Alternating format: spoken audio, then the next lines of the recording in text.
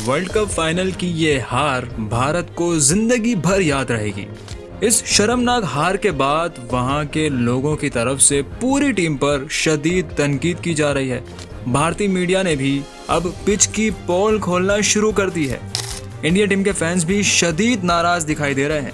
आखिर किस बेवकूफ ने वर्ल्ड कप जैसे अहम इवेंट की फाइनल के लिए इतनी स्लो पिच बनाई? इंडिया को अपना ही दाव भारी पड़ा। असल में जो दूसरों के लिए गड़ा खोदते हैं वो खुद ही उसमें गिरते हैं। भारतीय मीडिया अपने ही खिलाड़ियों पर बरहम दिखाई दे रहा है। अब कहते हैं कि बाउंसिंग पिच बनानी चाहिए थी, लेकिन जानबूझकर दिफाई अप्रोच अपनाकर डेड पिच बनाई गई। ऑस्ट्रेलिया के साबिक कप्तान रिकी पॉन्टिंग इस फाइनल मैच की कमेंट्री के दौरान कहते हैं कि इंडिया अपने पिछाए जाल में खुद ही फंस गया।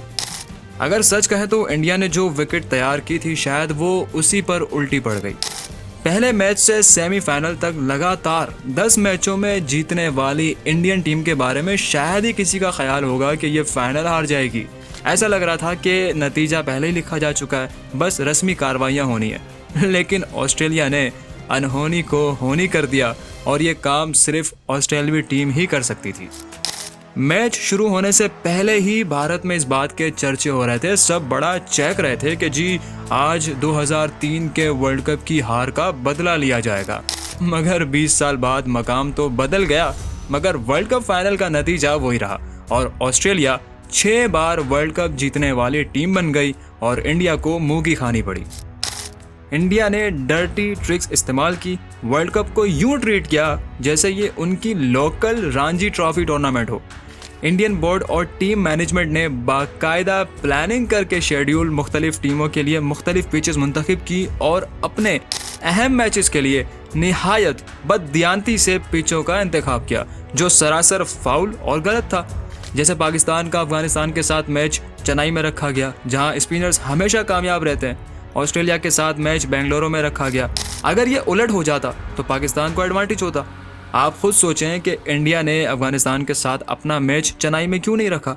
वजह साफ जाहिर है, ये सामने आ चुका है कि किस तरह बेशर्मी के साथ पिचें बदली गई और पहले से तयशुदा पिच के बजाय मुख्तलिफ पिचें चुनी गई, खासकर सेमीफाइनल और फाइनल में।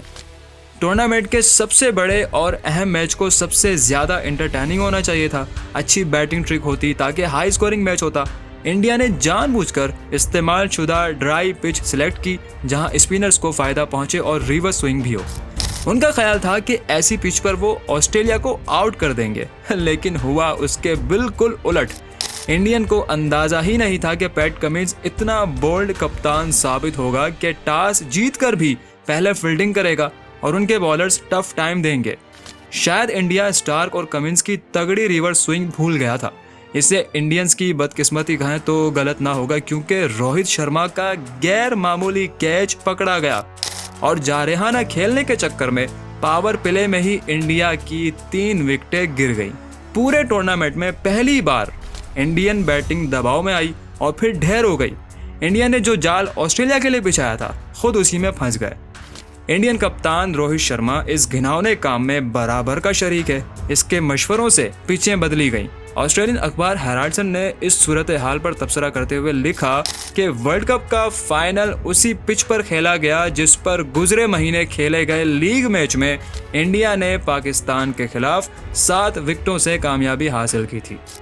ऑस्ट्रेलिया के कप्तान पैट कमिंस ने भी एक दिन पहले पिच के बारे में खदशात का इजहार किया था।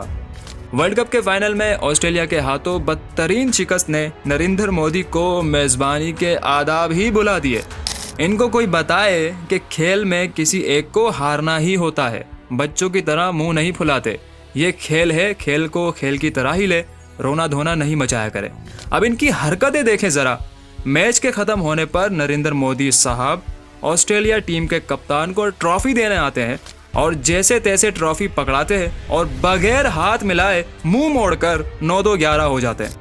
उनकी इस बच्चों वाली हरकत पर पैट कमिंस ट्रॉफी हाथ में लिए मोदी को पीठ मोड़कर जाता देखता रहा। उनकी इस हरकत पर शदीद तनकीद की जा रही है। सोशल मीडिया यूजर्स की अक्सरियत का कहना है कि हिंदू इंतहा पसंदों के हीरो नरेंद्र मोदी साहब से इसी किस्म के रवैये की तवक्को थी। उनके इस रवैये ने भारत को आलमी सतह पर शर्मिंदा किया है। मोदी ने इंडियंस को आलमी सतह पर जलील करवाया है। दूसरी तरफ इंडिया का तासुब साफ दिखाई दे रहा है। इंडियंस ने पाकिस्तानी शायकीन को वीज़े ही नहीं दिए, कमेंटेटर्स और ऑफिशियल्स में बराए नाम नुमाइंदगी कराई और मीडिया कैंपेन के जरिए पाकिस्तानी स्पोर्ट जर्नलिस्ट ज़ैनब अब्बास को मुल्क वापस जाने पर मजबूर किया। पाकिस्तान के मैचेस में यहाँ तक ज्यादती की गई कि स्टेडियम के डीजे तक ने कोई पाकिस्तानी गीत या नगमा नहीं बजाने दिया। पाकिस्तानी टीम मैनेजमेंट कह चुकी है कि उन्हें बहुत ही मुश्किल माहौल और हालात में रखा गया। इंडियन हुकूमत, ऑफिशियल्स, मीडिया और साबिक क्रिकेटर्स तक ने वाज़े और खुला पाकिस्तान के खिलाफ रवैया अपनाया। इरफान पठान जो कमेंट्री कर रहे थे, उन्हें तो गैर जानिबदार होना चाहिए था, मगर उनकी भोंडी हरकतें बड़ी शर्मनाक थी। उम्मीद है कल भी उन्होंने अपना अहमकाना रक्स किया होगा। बड़े मुल्क को, बड़ी टीमों को दिल बड़ा करना पड़ता है, लेकिन अफसोस कि भारत और भारतीयों ने ऐसा नहीं किया। कल हमारी यही दुआ थी कि ऑस्ट्रेलिया जीत जाए ताकि इंडियन क्रिकेट बोर्ड की गर्दन में आया हुआ सरिया ख़त्म हो। अल्हम्दुलिल्लाह ऐसा ही हुआ। Well done Australia, team India की बैड लक, मगर तुम यही डिज़र्व करते थे। तकब्बुर और गुरूर हमेशा सारे जहां में रुसवा ही करवाता है। वीडियो में इतना ही। वीडियो को लाजमी शेयर करें। फिर हाजिर होंगे एक और रिपोर्ट के साथ। तब तक अपना और अपने प्यारों का भरपूर ख्याल रखिए। अल्लाह हाफिज़।